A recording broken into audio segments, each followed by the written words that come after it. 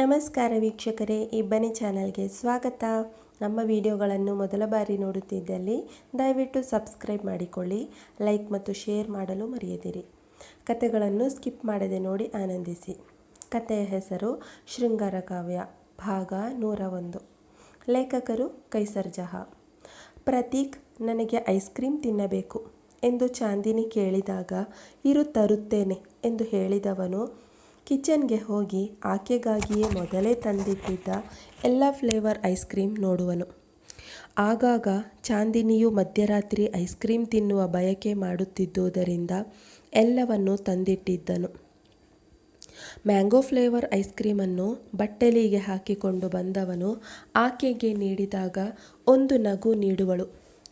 ಸಣ್ಣದಾಗಿ ತಲೆಗೆ ಮೊಟಕಿದವನು ಇನ್ನು ಮತ್ತೇನಾದರೂ ಕೇಳಬೇಕೋ, ಆಗ ಇರೋದು ನಿನಗೆ ಎಂದಾಗ ಪ್ರತೀಕ್ ಪಾಪು ರಾತ್ರಿನೇ ಸತಾಯಿಸೋದು, ಏನು ಮಾಡಲಿ ಹೇಳಿ ಎಂದಾಗ ಮಗು ಹೊಟ್ಟೆಗೆ ಗುದ್ದಿದಾಗ ಅವನ ಕೈ ತೆಗೆದುಕೊಂಡು ತನ್ನ ಹೊಟ್ಟೆಯ ಮೇಲೆ ಇಟ್ಟುಕೊಂಡವಳು ನೋಡಿ ನೋಡಿ ಹೇಗೆ ಎಚ್ಚರವಾಗಿದ್ದು ಹೊಡಿತಿದೆ ಎಂದಾಗ ಕೈ ಇಟ್ಟವನು ತನ್ನ ಮಗುವಿನ ಚಲನೆಯನ್ನು ಗಮನಿಸಿದವನು ಖುಷಿ ಪಡುವನು. ಚಾಂದಿನಿ ಐಸ್ ಕ್ರೀಮ್ ತಿನ್ನುತ್ತಾ ಈಗ ನೋಡಿ ಇದು ತಿಂದ ಮೇಲೆ ಸುಮ್ಮನೆ ಆಗುತ್ತೆ ಗೊತ್ತಾ ಎನ್ನುವಾಗ ಸರಿ ಇದನ್ನು ತಿಂದು ಮಲಗು, ನನಗೆ ನಿದ್ದೆ ಬರುತ್ತಿದೆ ಎಂದು ಹೇಳಿದವನು ಮಲಗುವನು. ಚಾಂದಿನಿ ಐಸ್ ಕ್ರೀಮ್ ತಿಂದು ಈಗ ಮಗುವಿನೊಂದಿಗೆ ಈಗ ಅಮ್ಮನಿಗೆ ಮಲಗೋದಕ್ಕೆ ಬಿಡಬೇಕು, ಗುಡ್ ಬೇಬಿ ಅಲ್ವಾ ಎಂದು ತನ್ನ ಹೊಟ್ಟೆ ಮುಟ್ಟಿಕೊಂಡು ಹೇಳಿದವಳು ತಾನೂ ಕೂಡ ಹೋಗಿ ಮಲಗುವಳು. ಅದೊಂದು ದಿನ ಚಿರಂತ್ ಸಂಜೆ ಬೇಗ ಬಂದವನು ತನ್ನ ರೂಮಿಗೆ ಹೋಗುವನು.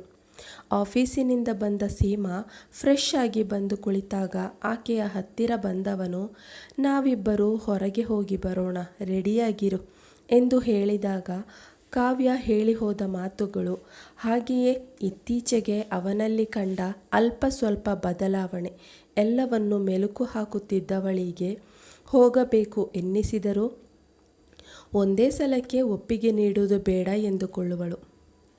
ನಾನು ಎಲ್ಲಿಗೂ ಬರುವುದಿಲ್ಲ, ಬೇಕಿದ್ದರೆ ನೀನೇ ಹೋಗು ಎಂದು ಹೇಳಿದಾಗ ಚಿರಂತ್ ಆಕೆಯ ಕೈ ಹಿಡಿದು ಮಂಚದ ಮೇಲೆ ಕೂರಿಸಿ ಆಕೆಯ ಕಾಲಿನ ಬಳಿ ಕುಳಿತವನು ಇಷ್ಟು ದಿನ ಅಂತ ನನ್ನ ಮೇಲೆ ಕೋಪ ಮಾಡಿಕೊಳ್ಳುತ್ತೀಯಾ? ಕೋಪ ಮಾಡಿಕೊಳ್ಳಬೇಡ ಅನ್ನೋದಿಲ್ಲ, ಆದರೆ ನಿನ್ನ ಮತ್ತು ಮಗು ಆರೋಗ್ಯ ಚೆನ್ನಾಗಿರಬೇಕು ತಾನೆ. ಮಗುವಿಗೋಸ್ಕರನಾದರೂ ನಗು ನಗುತ್ತಾ ಖುಷಿಯಾಗಿ ಇರಬಾರದೆ? ನಮ್ಮಿಬ್ಬರ ವಿಷಯಕ್ಕೆ ಏನೂ ಅರಿಯದ ಮಗುವಿಗೆ ಯಾಕೆ ಶಿಕ್ಷೆ ನೀಡುತ್ತಿರುವೆ? ನೋಡು, ನಾನು ಮಾಡಿರೋದು ದೊಡ್ಡ ತಪ್ಪು, ಅದನ್ನು ಕ್ಷಮಿಸುತ್ತೀಯೋ ಇಲ್ಲವೋ ನನಗಂತೂ ಗೊತ್ತಿಲ್ಲ. ಆದರೂ ನಾನು ನಿನ್ನ ಬಳಿ ಕ್ಷಮೆ ಕೇಳುತ್ತಾ ಇದ್ದೀನಿ ಎಂದು ಕೈ ಮುಗಿದು ಕೇಳಿದಾಗ ಸೀಮಾಳಿಗೆ ನಂಬುವುದು ತುಂಬ ಕಷ್ಟಕರವೆನಿಸುವುದು. ಸೀಮಾ ಚಿರಂತ್ನನ್ನು ದಿಟ್ಟಿಸಿ ನೋಡುತ್ತಿದ್ದಾಗ ನನಗೆ ಗೊತ್ತು ಸೀಮಾ, ನೀನು ನನ್ನನ್ನು ನಂಬೋದಿಲ್ಲ ಅಂತ.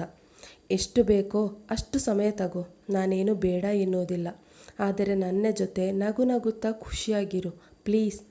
ಹೆಂಡತಿ ಇದ್ದು ಕೂಡ ಇಲ್ಲದೇ ಇರುವ ಹಾಗೆ ಇದ್ದೀನಿ. ಮನಸ್ಸಿಗೆ ಏನಾದರೂ ಅಂದುಕೊಳ್ಳುವಾಗ, ಏನಾದರೂ ಹೇಳಿಕೊಳ್ಳಬೇಕು, ಮಾತನಾಡಿಕೊಳ್ಳಬೇಕು ಎಂದು ಅನ್ನಿಸಿದಾಗಲೆಲ್ಲ ನನ್ನ ಮಾತುಗಳನ್ನು ಕೇಳೋರು ಯಾರೂ ಇಲ್ಲ. ಮೊದಲೆಲ್ಲ ಫ್ರೆಂಡ್ಸ್ ಇದ್ದರು, ಈಗ ಅವರು ಕೂಡ ಇಲ್ಲ. ಅವರಿಂದ ನಾನೇ ದೂರ ಆಗಿಬಿಟ್ಟಿದ್ದೇನೆ. ನನ್ನ ಕಷ್ಟಕಾಲದಲ್ಲಿ ಸ್ವಲ್ಪ ಸಹಾಯ ಮಾಡಿ ಎಂದಾಗ ಒಬ್ಬನು ಕೂಡ ಮುಂದೆ ಬರಲಿಲ್ಲ. ಅವರ ಕಷ್ಟದ ಸಮಯಕ್ಕೆ ನಾನು ಎಷ್ಟು ಸಹಾಯ ಮಾಡಿದ್ದೆ ಗೊತ್ತಾ? ಆದರೆ ನನಗೆ ಯಾರೂ ಆಸರೆಯಾಗಲಿಲ್ಲ. ಅದೇ ಕೆಟ್ಟ ಕೆಲಸ ಮಾಡೋದಕ್ಕೆ ಎಲ್ಲರೂ ಮುಂದೆ ಬರುತ್ತಾರೆ. ಅದಕ್ಕೆ ನಾನು ಅವರ ಸಹವಾಸವೇ ಬೇಡ ಅಂತ ದೂರ ಇದ್ದೀನಿ. ಹೀಗಿದ್ದ ಮೇಲೆ ನಾನು ಯಾರ ಬಳಿ ಹೋಗಿ ನನ್ನ ಮನಸ್ಸಿನಲ್ಲಿರುವ ಕಷ್ಟಗಳನ್ನು ಹೇಳಿಕೊಳ್ಳಲಿ? ಪ್ಲೀಸ್ ಸೀಮಾ, ನೀನು ಒಂಟಿಯಾಗಿ ಉಳಿದು ನನ್ನನ್ನು ಒಂಟಿಯಾಗಿ ಮಾಡಬೇಡ. ನಾನು ಬದಲಾಗುತ್ತಾ ಇದ್ದೀನಿ, ನನ್ನ ಮನೆಯವರಿಗಾಗಿ, ನನ್ನ ಹೆಂಡತಿಗಾಗಿ, ನಮಗೆ ಹುಟ್ಟುವ ಮಗುವಿಗಾಗಿ ನಾನು ಬದಲಾಗುತ್ತಿದ್ದೇನೆ. ಒಂದೇ ಒಂದು ಅವಕಾಶ ಕೊಡು ಪ್ಲೀಸ್ ಎಂದಾಗ ಅವನಿಂದ ಈ ರೀತಿ ಮಾತುಗಳನ್ನು ಕೇಳಿದವಳಿಗೆ ಆಶ್ಚರ್ಯವಾಗುವುದು. ಹಾಗೆಯೇ ಕಾವ್ಯ ಹೇಳಿದ್ದ ಮಾತುಗಳೆಲ್ಲ ಸಹ ನೆನಪು ಮಾಡಿಕೊಂಡವಳು, ಹೌದು, ಈಗ ನಾನು ಇವನಿಗೆ ಒಂದು ಅವಕಾಶ ಕೊಡಲಿಲ್ಲ ಎಂದರೆ ಇವನು ಮತ್ತೆ ತಪ್ಪು ದಾರಿ ಹಿಡಿದರೆ ಕಷ್ಟ. ಒಂದು ಅವಕಾಶ ಕೊಡುವುದರಲ್ಲಿ ತಪ್ಪೇನೂ ಇಲ್ಲ. ಇಷ್ಟೊಂದು ಕೇಳಿಕೊಳ್ಳುತ್ತಿದ್ದಾನೆ, ಇಷ್ಟಾದ ಮೇಲೂ ಇವನ ಮಾತಿಗೆ ಬೆಲೆ ಕೊಡದಿದ್ದರೆ ಮುಂದೆ ನಾನು ಕಣ್ಣೀರಿನಲ್ಲಿ ಕೈ ತೊಳೆಯುವ ಪರಿಸ್ಥಿತಿ ಬರಬಹುದೇನೋ. ಇವನ ಜೊತೆ ಇವತ್ತು ಹೊರಗೆ ಹೋಗೋಣ, ಬಾಕಿ ವಿಷಯ ಆಮೇಲೆ ಯೋಚನೆ ಮಾಡೋಣ ಎಂದುಕೊಂಡವಳು ಸರಿ ಎಂದು ರೆಡಿಯಾಗಲು ಹೋಗುವಳು. ಸೀಮಾ ಒಪ್ಪಿಕೊಂಡದ್ದನ್ನು ಚಿರಂತಿಗೆ ತುಂಬ ಸಂತೋಷವಾಗುವುದು. ಮೊದಲ ಸಲ ತನ್ನ ಗಂಡ ಈ ರೀತಿಯಾಗಿ ಹೊರಗೆ, ಅದು ಬಹು ಪ್ರೀತಿಯಿಂದ ಕರೆದಿದ್ದಾನೆ ಎಂದು ಒಳ್ಳೆಯ ಡ್ರೆಸ್ ತೊಟ್ಟು ರೆಡಿಯಾದವಳು ಕೆಳಗಿಳಿದು ಬಂದು ತನ್ನ ಅತ್ತೆಗೆ ಹೇಳಿ ಹೊರಟಾಗ ಅವರು ಕೂಡ ಖುಷಿಯಾಗುವರು. ಹೇಗೋ ಇಬ್ಬರು ಖುಷಿಯಿಂದ ಇದ್ದರೆ ಸಾಕು ಎಂದುಕೊಳ್ಳುವರು. ಹಾಗೆಯೇ ಇದು ಕಾವ್ಯ ಬಂದು ಹೋಗಿದ್ದರ ಪರಿಣಾಮ ಇರಬಹುದು ಎಂದು ಯೋಚಿಸಿಕೊಳ್ಳುವರು. ಸ್ನೇಹ ತನ್ನ ಅಣ್ಣನಿಗೆ ಪಾನಿಪೂರಿ ತೆಗೆದುಕೊಂಡು ಬಾ ಎಂದು ಹೇಳುವಳು. ಚಿರಂತ್ ಆಕೆಯನ್ನು ನಿಧಾನವಾಗಿ ಕೂರಲು ಹೇಳಿ ತನ್ನನ್ನು ಗಟ್ಟಿಯಾಗಿ ಹಿಡಿದುಕೊಳ್ಳಲು ಹೇಳುವನು. ಅವನನ್ನು ಗಟ್ಟಿಯಾಗಿ ಹಿಡಿದುಕೊಂಡು ಕೂರುವಳು. ಇಬ್ಬರೂ ಸಿನಿಮಾ ಥಿಯೇಟರ್ಗೆ ಬರುವರು. ಚಿರಂತ್ ಆಕೆಯನ್ನು ಅಲ್ಲಿಯೇ ನಿಲ್ಲಿಸಿ 2 ಟಿಕೆಟ್ ತೆಗೆದುಕೊಂಡು ಬರುವನು. ಚಿರಂತ್ಗೆ ಇಲ್ಲಿ ನಡೆಯುತ್ತಿರುವ ಸನ್ನಿವೇಶಗಳು ಕನಸೋ ಅಥವಾ ನನಸೋ ಎಂದು ಪುಳಕಿತಗೊಳ್ಳುವನು. ಇಬ್ಬರೂ ಹೋಗಿ ಸಿನಿಮಾ ನೋಡಲು ಎಂದು ಕುಳಿತುಕೊಳ್ಳುವರು. ಸೀಮಾಳಿಗೆ ಸಿನಿಮಾ ನೋಡಲು ಅಷ್ಟು ಹೊತ್ತು ಕೂರುವುದು ಕಷ್ಟ ಎನ್ನಿಸುವುದು. 1-2 ಬಾರಿ ಬೇರೆ ಬೇರೆ ರೀತಿಯಾಗಿ ಕೂರುವಳು.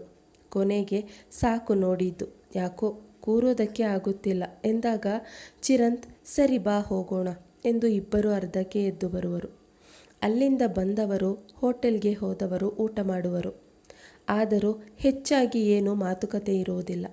ಚಿರಂತ್ ಮನಸ್ಸಿನಲ್ಲಿ ಹೋಗ್ತಾ ಹೋಗ್ತಾ ಎಲ್ಲ ಸರಿ ಹೋಗುತ್ತೆ, ಇವತ್ತು ನನ್ನ ಜೊತೆ ಬಂದಿದ್ದಾಳೆ ಎಂದರೆ ಮುಂದೆ ಎಲ್ಲ ಸರಿಯಾಗುತ್ತೆ ಎಂದು ಯೋಚಿಸಿಕೊಂಡವನು ಆಕೆಗೆ ಏನೇನು ಇಷ್ಟವೋ ಅದನ್ನೇ ಆರ್ಡರ್ ಮಾಡುವನು. ಊಟ ಮಾಡಿದ ಇಬ್ಬರು ಅಲ್ಲಿಂದ ಹೊರಡುವಾಗ ಸ್ನೇಹ ಹೇಳಿದ ಹಾಗೆ ಪಾನಿಪೂರಿ ಮತ್ತು ಗೋಬಿ ಮಂಚೂರಿ ಎಲ್ಲವನ್ನು ಕಟ್ಟಿಸಿಕೊಂಡು ಮನೆಗೆ ಬರುವರು. ಸೀಮಾ ನಿಧಾನಕ್ಕೆ ಅಂತರ ಕಡಿಮೆ ಮಾಡೋಣ ಎಂದು ಇಬ್ಬರು ಮಂಚದ ಮೇಲೆ ಮಲಗೋಣ ಎಂದು ತಾನಾಗಿಯೇ ಹೇಳುವಳು. ಹಾಗೆಯೇ ಅವನಿಂದ ಸ್ವಲ್ಪ ಅಂತರ ಕಾಯ್ದುಕೊಂಡು ಅವನಿಗೆ ಬೆನ್ನು ಮಾಡಿ ಮಲಗುವಳು. ಚಿರಂತ್ ಇಷ್ಟು ಹತ್ತಿರ ಬರಲು ಬಿಟ್ಟಿದ್ದಾಳೆ ಎಂದರೆ ಸ್ವಲ್ಪ ದಿನ ಇನ್ನೂ ಹತ್ತಿರವಾಗಬಹುದು ಎಂದು ಯೋಚಿಸಿಕೊಂಡು ಸಂತೋಷದಿಂದ ಮಲಗುವನು. ರೀ ಕಾವ್ಯ, ಏನ್ರಿ ಅದು ಮೆಸೇಜ್? ಯಪ್ಪ, ನನಗೆ ರಿಪ್ಲೈ ಕೊಡೋದಕ್ಕೆ ಕಷ್ಟ ಕಣ್ರಿ ಎಂದಾಗ ಸ್ವಲ್ಪ ದಿನ ಆರ್ಯನ್ ಪ್ಲೀಸ್ ನನಗೋಸ್ಕರ ಎಂದಾಗ ನಿಮಗೋಸ್ಕರನೇ ಮಾಡ್ತಾ ಇರೋದು, ಇಲ್ಲ ಎಂದಿದ್ದರೆ ಒಂದು ಗತಿ ಕಾಣಿಸ್ತಾ ಇದ್ದೆ ಎಂದಾಗ ಸಮಾಧಾನ, ಅದು ಒಂದು ದಿನ ಬಂದೇ ಬರುತ್ತೆ, ಮತ್ತೆ ಇನ್ನೇನಂತೆ, ಸಮಾಚಾರ ಏನಾದರೂ ಹೊಸ ವಿಷಯ ಇದೆಯಾ ಎಂದು ಕೇಳಿದಾಗ ಇನ್ನೊಂದು ಸ್ವಲ್ಪ ದಿನ ಕಾವ್ಯ, ಅದು ಆಗುತ್ತೆ ಎನ್ನುವನು. ಅವನ ಕೆನ್ನೆಗೆ ಮುತ್ತು ನೀಡಿದವಳು ತುಂಬ ಒಳ್ಳೆ ಕೆಲಸ ಮಾಡ್ತಾ ಇದ್ದೀರಾ, ನೀವು ಮಾಡುತ್ತಿರುವ ಈ ಕೆಲಸದಿಂದ ಎಷ್ಟು ಜನರ ಜೀವನ ಒಳ್ಳೆಯದಾಗುತ್ತೆ ಎಂದಾಗ ತನ್ನ ಬಳಿಗೆ ಎಳೆದುಕೊಂಡವನು ಅದಕ್ಕೆ ಈ ಸಿಹಿನಾ ಎನ್ನುವಾಗ, ನಿಮಗೆ ಸಿಹಿ ಕೊಡೋದಕ್ಕೆ ನನಗೇನು ನೆಪ ಬೇಕಾಗಿಲ್ಲ ಆರ್ಯನ್, ಅದು ಹೇಗಿದ್ದರೂ ನಾನು ಕೊಟ್ಟೇ ಕೊಡುತ್ತೀನಿ ಎನ್ನುವಳು. ಕಾವ್ಯ, ನಿಮಗೆ ನಾಳೆ ಒಂದು ಸರ್ಪ್ರೈಸ್ ಇದೆ ಎಂದಾಗ ಖುಷಿ ಮತ್ತು ಆಶ್ಚರ್ಯದಿಂದ ಸರ್ಪ್ರೈಸ್? ಏನದು ಸರ್ಪ್ರೈಸ್ ಆರ್ಯನ್ ಎಂದು ಕೇಳಿದಾಗ, ಹೇಳಿದರೆ ಸರ್ಪ್ರೈಸ್ ಆಗಿ ಉಳಿಯೋದಿಲ್ಲ ಕಾವ್ಯ, ಇದನ್ನು ಹೇಳೋದು ಬೇಡ ಅಂದುಕೊಂಡಿದ್ದೆ, ಆದರೂ ಹೇಳಿಬಿಟ್ಟೆ, ಇನ್ನು ಅದೇನು ಅಂತ ಮತ್ತೆ ಕೇಳಬೇಡಿ, ನಾಳೆ ನಿಮಗೆ ಗೊತ್ತಾಗುತ್ತೆ ಎಂದಾಗ ನಕ್ಕವಳು, ಸರಿ ಹಾಗೇ ಆಗಲಿ, ಹಾಗಿದ್ದರೆ ನಾನು ನಿಮ್ಮ ಸರ್ಪ್ರೈಸ್ಗೋಸ್ಕರ ಕಾಯುತ್ತಾ ಇರುತ್ತೇನೆ ಎಂದು ಹೇಳುವಳು. ಸರಿ, ಈಗ ಮಲಗೋಣವಾ, ಅಥವಾ ನಾಳೆ ಸರ್ಪ್ರೈಸ್ಗೆ ಇವತ್ತು ಏನಾದರೂ ಸ್ಪೆಷಲ್ ಇದೆಯೋ ಇಲ್ಲವೋ ಎಂದು ಕೇಳಿದಾಗ ಅವನ ಕೈ ಮೇಲೆ ಮಲಗಿದವಳು, ಸ್ಪೆಷಲ್ ಸಹ ನಾಳೆನೇ ಸರ್ಪ್ರೈಸ್ ಸಿಕ್ಕಿದ ಮೇಲೆ ಎಂದು ಮಲಗುವಳು. ಆಕೆಯ ನೆತ್ತಿಯನ್ನು ಚುಂಬಿಸಿದವನು ತಾನೂ ಕೂಡ ಮಲಗುವನು. ಮುಂದುವರಿಯುತ್ತದೆ. ಈ ಕಥೆಯ ಮುಂದಿನ ಸಂಚಿಕೆಯನ್ನು ಮುಂದಿನ ವಿಡಿಯೋದಲ್ಲಿ ಪ್ರಕಟಿಸಲಾಗುವುದು. ಧನ್ಯವಾದಗಳು.